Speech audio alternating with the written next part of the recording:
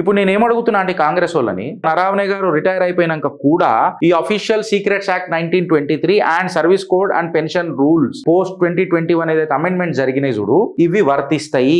Penguin matter కూడా ఇప్పుడు చాలా, పెంగ్విన్ ఇండియా మ్యాటర్ కూడా చాలా సెన్సిటివ్ గా అవుతుంది. ఎట్లా అనంటే పబ్లిషర్ క్లియర్ కట్ గా క్లారిఫై చేసిండు. ఏందనంటే రైట్స్ అఫీషియల్ పబ్లికేషన్ నాకున్నది, కాకపోతే నేను అఫీషియల్ పబ్లికేషన్ చెయ్యలే.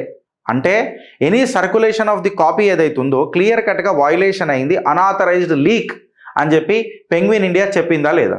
ఈ అనాథరైజ్డ్ లీక్ని మళ్ళీ ఎవరు భారం మోస్తారు? మళ్ళీ రాహుల్ గాంధీ మోస్తాడా, నరావనే గారు మోస్తారా, లేకపోతే ఈ లోపల ఎవడు ఉన్నాడు అని అనేది లీగల్ యాంగిల్ కూడా మనం ప్రూవ్ చేయాలి. ఇలా ఇక్కడ రాహుల్ గాంధీ యొక్క కాంగ్రెస్ పార్టీ యొక్క ఆర్గ్యుమెంట్ వీక్ ఎక్కడైతుంది అని అంటే నేను అబ్సల్యూట్ లీగల్ యాంగిల్లో మాట్లాడుతున్నా. ఇప్పుడు వీళ్ళు ఏమని మాట్లాడతారంటే అవైలబుల్ ఫర్ ప్రీ ఆర్డర్ అని అంటారు. ఫిజికలీ పబ్లిష్ అయింది అని చెప్పి నేను ఇది మోడీకి గిఫ్ట్ ఇయనికి వచ్చినా అని చెప్పిండా లేదా రాహుల్ గాంధీ? మోడీకి ఇది నేను గిఫ్ట్ ఇయనికి వచ్చినా, మోడీ రాలేదు అని చెప్పి చెప్పిండు. అంటే ఇప్పుడు దీన్ని ఫిజికల్ హార్డ్ కాపీ తీసుకొచ్చి పార్లమెంట్లకు తెచ్చిండు అని అంటే Rahul Gandhi leader of the opposition copyright లాని వైలేట్ చేసిండా లేదా? నేను ఇలా అడుగుతున్నా. పెంగ్విన్ ఇండియా దీని మీద యాక్షన్ తీసుకోవాలి మళ్ళీ, లేకపోతే నువ్వే టిప్ ఇచ్చి లీక్ ఇచ్చి తర్వాత నేను ఒక ట్వీట్ కొడతా రాహుల్ గాంధీ పసాంచిపోతాడంటే ఇక దీనంత పెద్దోడు ఎడ్డోడు ఎవడు ఉంటాడు ఇక రాహుల్ గాంధీ కంటే పాపం.